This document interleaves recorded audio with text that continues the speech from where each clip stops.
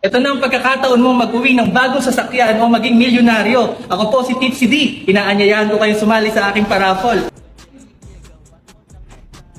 Taas kamay lang po, Pinti. Taas kamay lang po, please. Taas kamay lang, taas kamay. Taas kamay. Kamay wala. Illegal na raffle, bistado.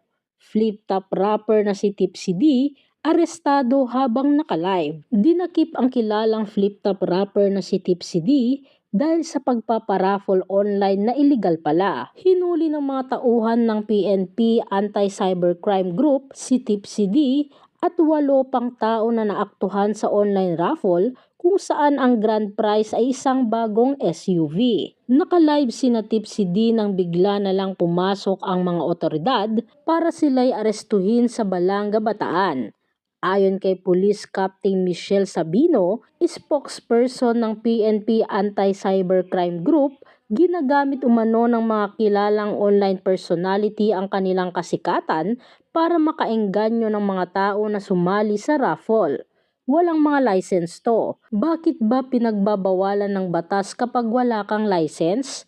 Basically, because wala kang hahabulin. Ayon kay Sabino, nag-ugat daw ang reklamo mula sa Philippine Gaming Corporation or PAGCOR kaya hinuli si Tipsy D. Narito naman ang ilang komento ng mga netizens. May nainggit yan. Alam nyo naman Pinoy, mainggitin. Lalo na ang mga kompetensya nila ng mga follower ng Tipsy Garage Raffle o kaya walang lagay o kulang sa lagay.